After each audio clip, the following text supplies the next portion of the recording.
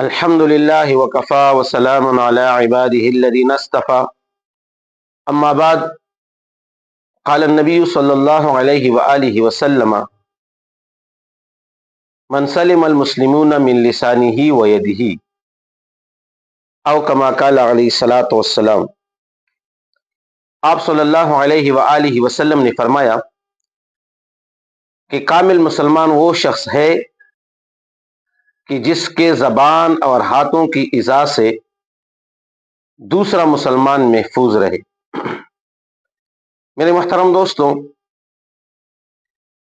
آپ صلی اللہ علیہ وآلہ وسلم کا یہ حدیث مبارکہ بہت جامع حدیث ہے۔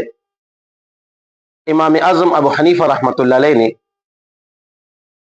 آپ صلی اللہ علیہ وآلہ وسلم کی 5 لاکھ احادیث میں سے 5 احادیث کا انتخاب فرمایا کہ یہ 5 لاکھ میں سے یہ 5 احادیث بڑی جامع معنی ہے۔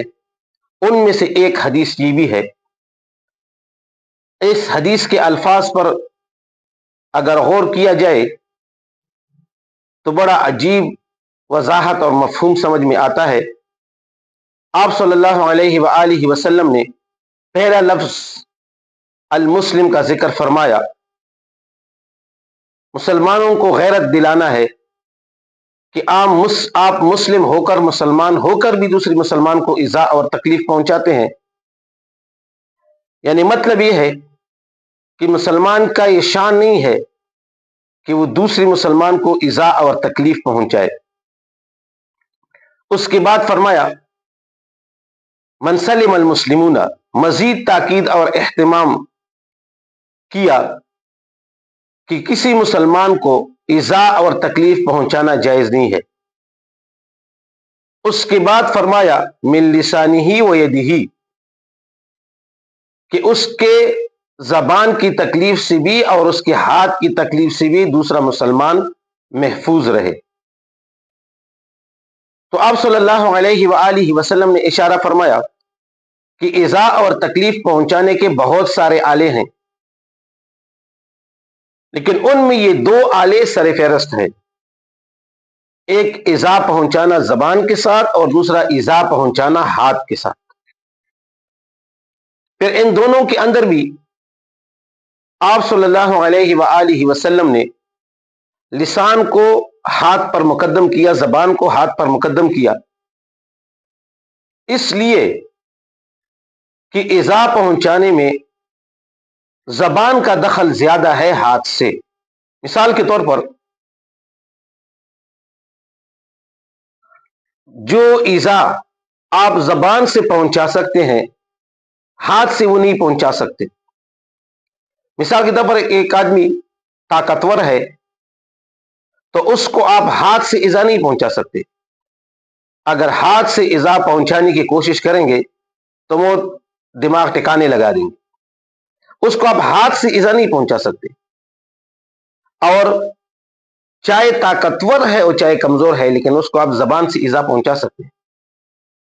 زبان کی ایذا اس میں طاقتور بھی داخل ہے اور کمزور بھی داخل ہے، دونوں کو پہنچا سکتے ہیں۔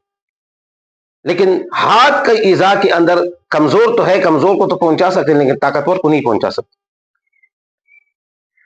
یا یہ بھی ہو سکتا ہے کہ زبان سے ایذا، اس زبان سے جو ہے وہ آپ کسی کی برائی بیان کرتے ہیں، چاہے وہ مردہ ہے چاہے زندہ ہے، دونوں کی آپ جو ہے نا وہ برائی بیان کر سکتے ہیں زبان سے۔ لیکن ہاتھ کی ایذا سے مردہ محفوظ ہے۔ زندوں کو تو ہاتھ سے ایذا پہنچائیں گے لیکن مردے اس سے محفوظ ہیں۔ یا یہ بھی ہو سکتا ہے کہ ہاتھ کا جو زخم ہوتا ہے وہ بڑھ جاتا ہے، کچھ عرصہ بعد بندہ بھول جاتا ہے، لیکن زبان سے جو زخم لگایا جاتا ہے وہ دیر تک رہتا ہے، اس کا اثر وہ جلدی نہیں بڑھ جاتا۔ اس لیے آپ صلی اللہ علیہ وآلہ وسلم نے زبان کو ہاتھ کے اوپر مقدم کیا۔ عربی کا، اس لیے کسی عربی شاعر نے اس مصرع کے اندر فرمایا جراحات السنان لها التیام، کہ تیروں کے زخم بڑھ جاتے ہیں، ولا یلتام ما جرح اللسان، لیکن زبان کا زخم وہ نہیں بھر جاتا.